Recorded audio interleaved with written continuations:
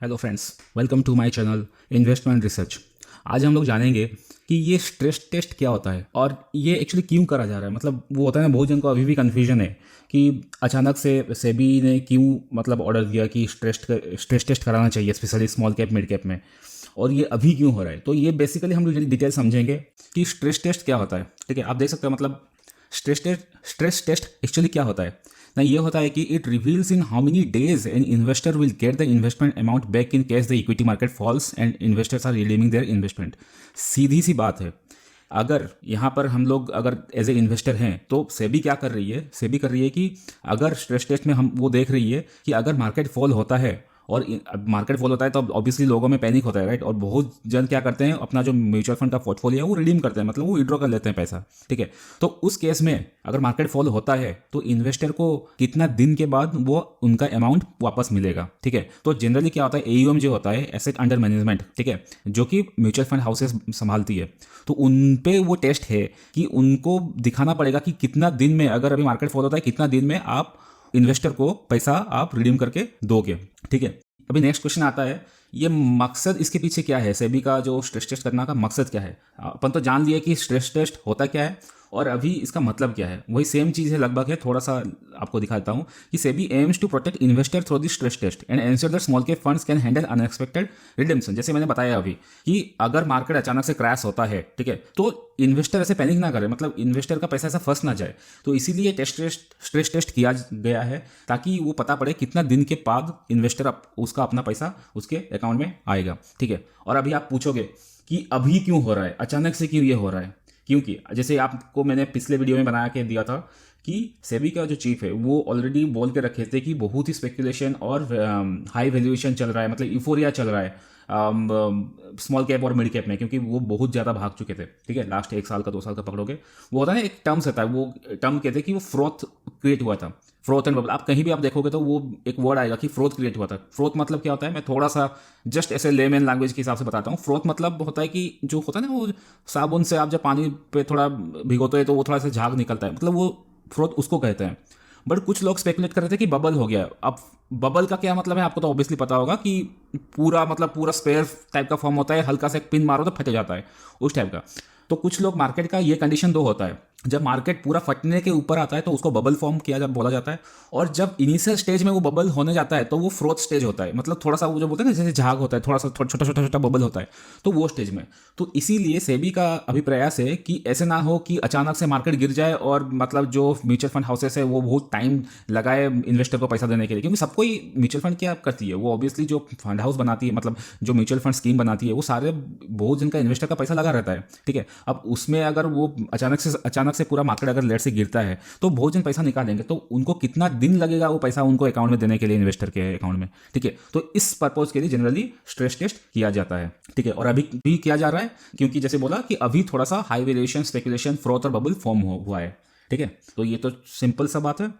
हम लोग थोड़ा सा अभी जानेंगे कि ये फ्रोथ एंड बबल क्यों वो सेबी चीफ ने बोल रहे हैं, कि उनको क्यों लग रहा है कि बहुत हाई वेरिएशन स्पेकुलेशन पे है। मैं सिंपल थोड़ा सा अभी दिखाऊंगा। आप देखोगे निफ्टी स्मॉल कैप में, निफ्टी स्मॉल कैप 250 में आप देखोगे अभी कितना है, यहाँ पर 1 साल का अगर रिटर्न देखोगे 57.22%। ये भी मतलब कुछ दिनों मतलब गिरने के बाद जाके 57.22 हुआ है। ठीक है, आप अगर इधर देखोगे ये 52 वीक हाई कितना है, 15,489। ठीक है, यहाँ पर देख सकते हो ईयर रेंज 15,489। 1 साल का जो लो था कितना था, 8,492। ठीक है, मतलब इसका अगर आप कैलकुलेशन करोगे ये लगभग आएगा आपका 82-83% लगभग आएगा। ठीक है, आप खुद कैलकुलेशन कर सकते हो। ठीक है, ये लगभग आएगा आपका 82-83%। ठीक है, ये 57% दिखा रहा है क्योंकि ऑब्वियसली अभी 1 महीना से थोड़ा सा मतलब मार्केट अभी करेक्ट हुआ है, बट 82% आप समझ सकते हो। 1 साल में निफ्टी स्मॉल कैप दिया है 82%। मतलब वो होता है ना एक बेसिक एवरेज जो रिटर्न होता है 15%, 20%, चलो 25% भी हो गया। आप निफ्टी 50 का भी देखोगे ना, वो 20-25% दिया है रिटर्न। ठीक है, और उसके कंपेरिजन में स्मॉल कैप 82% 1 साल का रिटर्न, आप समझ सकते हो। कोई भी स्टॉक मार्केट हो, ठीक है, वैल्यूएशन लेट्स से जैसे ही मैंने बताया था ये प्रीवियस वीडियो में, लेट्स से 200-250 कंपनी है स्मॉल कैप के अंदर। अब उसमें से ऑब्वियसली 10-15-20-25 कंपनी अच्छे होंगे, बट बाकी के जो 100-150 कंपनी है उनका अनाप शनाप वैल्यूएशन होता है। बट ये जो मेन स्मॉल कैप जो 15-20 भाग गए हैं ना, उसके चक्कर में वो भी भाग गए हैं। ठीक है, क्योंकि म्यूचुअल फंड हाउसेस ही इतना स्कीम लेके आ गए हैं ना, म्यूचुअल फंड मतलब स्मॉल कैप मिड कैप का, तो लोगों को वही लगने लगता है कि चलो स्कीम बनाए, मतलब ऑब्वियसली कुछ तो हो रहा है, अच्छा हो रहा है, तो हम लोग इन्वेस्ट कर लेते हैं।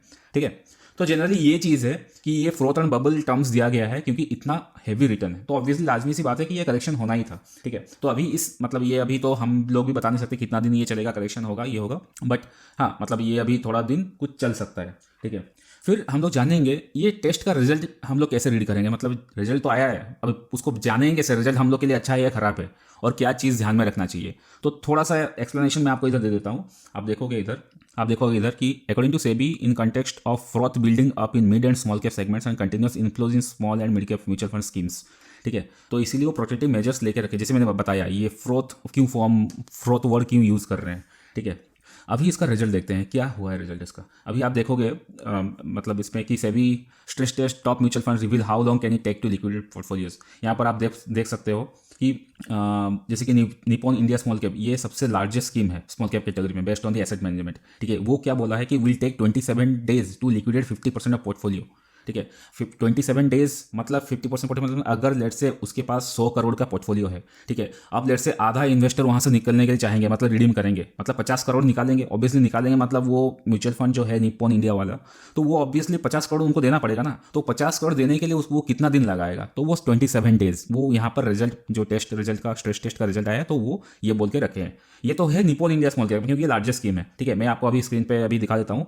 ये बहुत सारे म्यूचुअल फंड आप देख सकते हो, इसमें कितना दिन लगेगा, कितना परसेंट पोर्टफोलियो के लिए, 50% पोर्टफोलियो के लिए, 25% पोर्टफोलियो के लिए कितना दिन लगेगा, डिफरेंट कैटेगरी का म्यूचुअल फंड है, स्मॉल कैप का स्पेशली इधर है, आप देख सकते हो। ठीक है, ये बेसिक जनरल पर्पज में। ठीक है, और इसका मतलब क्या है, मतलब ये हम लोग के लिए अच्छा है या बुरा है या न्यूट्रल है, मतलब इसके लिए हम लोग म्यूचुअल फंड को होल्ड करेंगे या सेल करेंगे या बाई करेंगे, अभी मतलब क्या करना चाहिए एज ए इन्वेस्टर। ठीक है, तो इसके पीछे थोड़ा सा थिन लाइन है। थिन लाइन मतलब है कि इसको कैसे आप एनालाइज करोगे, मतलब ऑब्वियसली मैं इतना डीप नहीं जाऊंगा, मैं आपको सिंपल बताऊंगा एज ए लेमैन कि करना क्या चाहिए और हमें एक्चुअली ध्यान में क्या रखना चाहिए। ठीक है, यहाँ पर देख सकते हो कि ये नॉट जस्ट टेस्ट है, mutual fund also releases 9 other data points. ठीक है, तो इसमें क्या है, ये रिजल्ट तो बता दिए, इसमें हम लोग ये जो डेटा पॉइंट्स है ना, इसको मैं थोड़ा सा आपको हाईलाइट कर देता हूँ क्या है क्या नहीं करके। ठीक है, इसमें क्या है कि जैसे कि पहला पॉइंट्स है कि स्ट्रेस टेस्ट, ये ऑब्वियसली ये रिवील करता है, जैसे मैंने बताया कि how many days an investor will get the invested amount back in case the equity market fall. ठीक है, ये तो समझ में आ गया। ठीक है, फिर दूसरा पॉइंट आपका होता है कि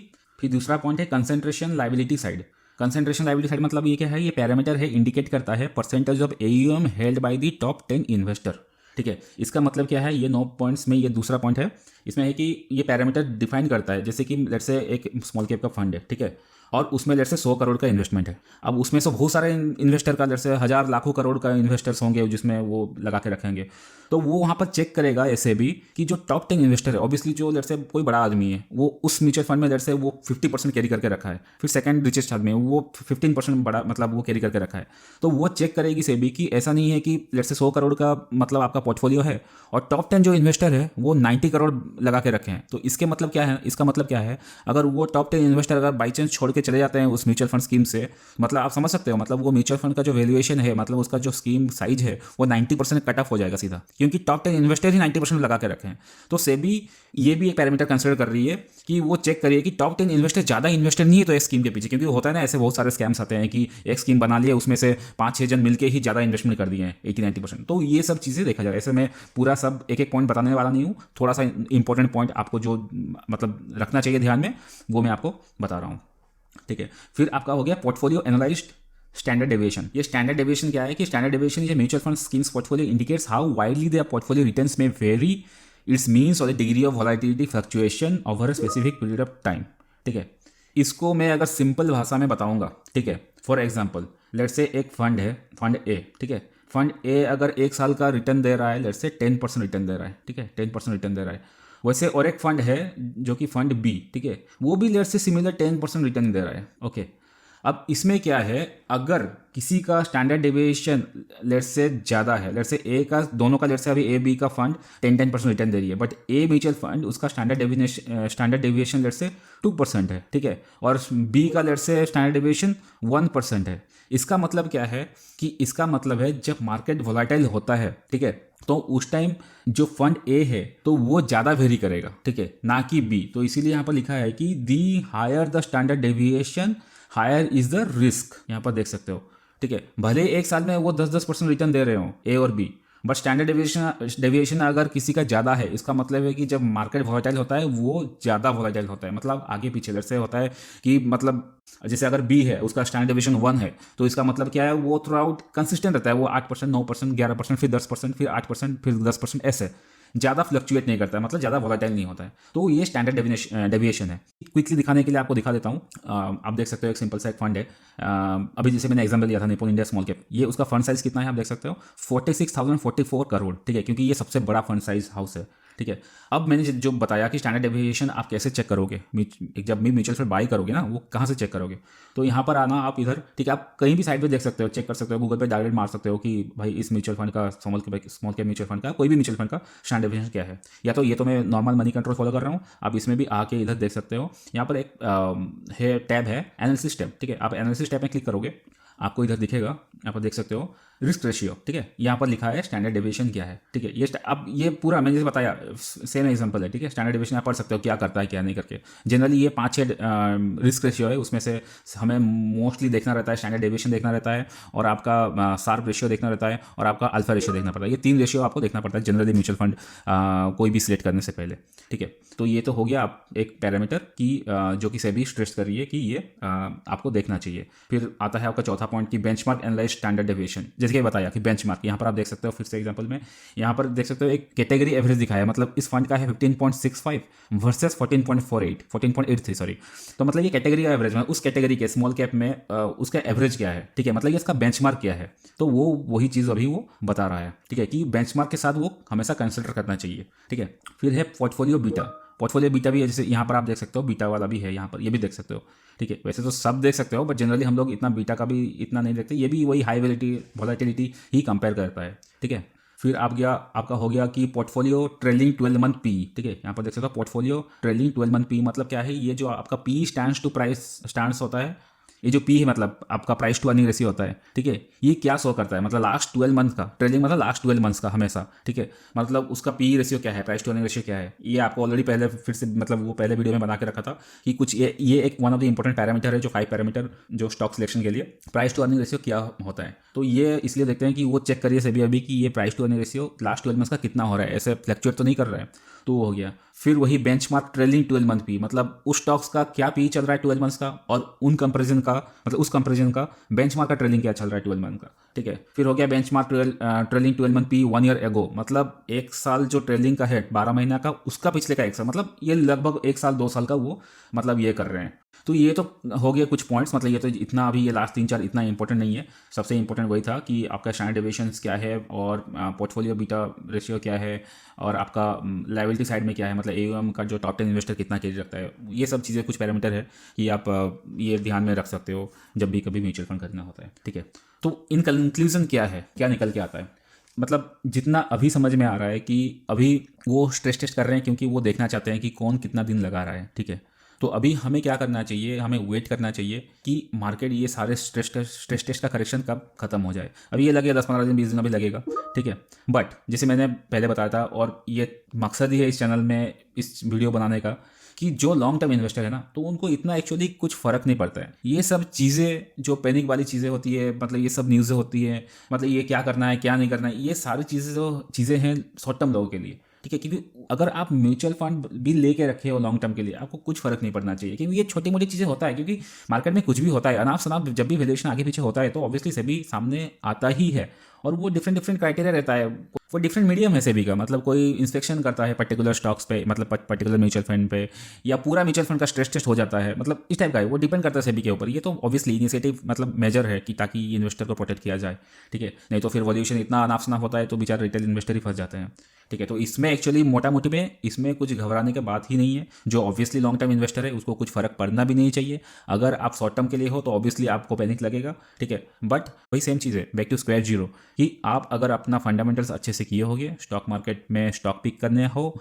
या म्यूचुअल फंड में म्यूचुअल फंड पिक करना हो, ठीक है, ये अगर आपका परफेक्ट है तो आपको इतना घबराना नहीं चाहिए, ठीक है। तो आज का वीडियो आपको कैसा लगा मुझे कमेंट सेक्शन पे जरूर बताइए, और ऐसे ही इन्वेस्टमेंट रिलेटेड वीडियोस देखने के लिए चैनल को लाइक करिए, शेयर करिए, सब्सक्राइब करिए। तब तक के लिए learn, earn and stay invested. Good bye.